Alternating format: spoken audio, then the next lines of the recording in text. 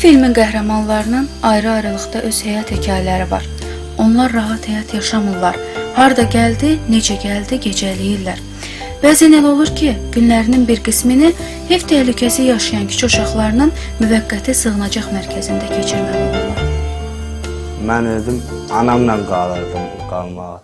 Sonradan mənə dedi ki, çıx get, işte gəl çörəyini ye. Mənlə dalaşdı, savaşdı, qovaladı ki, çıx get. Gəlmə, səni oğulluqdan çıxartmışam, sən bura gəlmə. Gəlsən mən çıxıb gedəcəm. Ondan sonra mən də məcbur oldum, evdən çıxdım, gəldim gənclikdə təkər qaratdım. Evdə incə dedilər ki, işdə, dedilər get işdə, get. İşləmirdim, vururdular, dağ basırdılar. Mən çoxdan çöllərdə yaşayıram.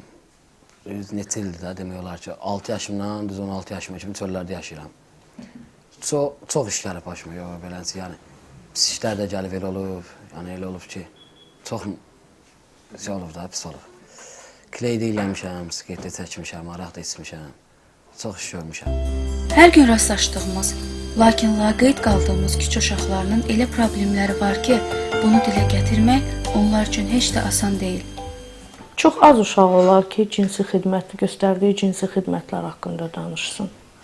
Əslində, onların cinsi xidmət göstərilməsi bu fahişəlik etmək demək deyil. Bu, belə deyək də, həyatda yaşamlarını davam elətdirmək üçün bu işə əl atırlar. İndi uşaqlar dilənmək və cinsi xidmətlər göstərməyə daha çox üstünlük verirlər.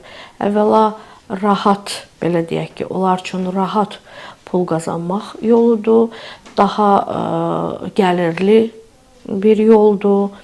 Uşaq var ki, pedofil onun xidmətindən istifadə edir ki, öz hisslərini ödəyə bilsin, öz tələbatını ödəyə bilsin.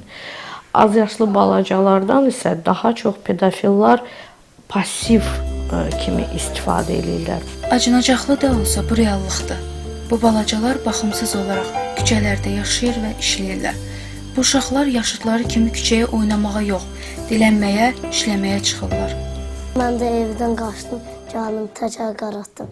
Təzə gedirdim, mən annem gildə qalırdım. Mən də evdən qaçdım, gəldim, bu da gənclikdir, təkər qaraldırdı. Səhər-səhərdə dururdum, 8-də gedirdim, meşədə qalırdım. Baxımsız, kimsəsiz, ümid yeri olmayan, hər cür zorakılıqla yaşamaq üçün, acından ölməməkdən ötürü küçələrdə işləyən uşaqların da özlərinə məxsus maraqlı həyatı var. Mənim əsl adım Sərxandır, mənə Max deyirlər.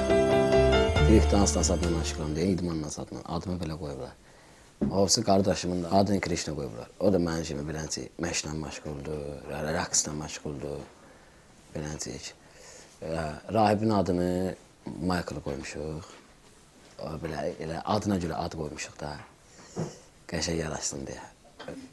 Balacanın adı Qabilin adını Malış qoymuşuq.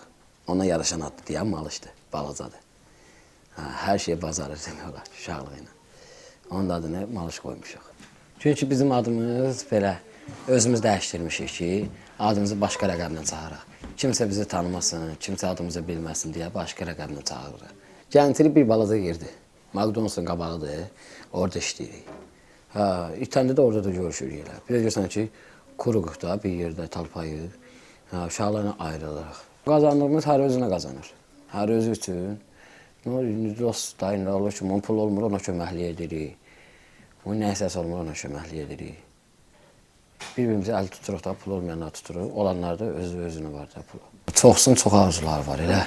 Gerçək arzular, elə olur ki, fantastika şeylərdir. Bir istər ki, mən belə göydə olum, idmançı olum, bir deyir ki, mən pulum olsun, xoşbaxt olum, uşağım olsun, istəyir. Oğlum gözəl olsun, idmançı olsun, o qədər uşaqlar elənci şeylər. Nəyəsədir, amma başa düşmürlər ki, bizim əlimiz buna çatır, pulumuz yox, sağımız yox, çatır uşaqlar.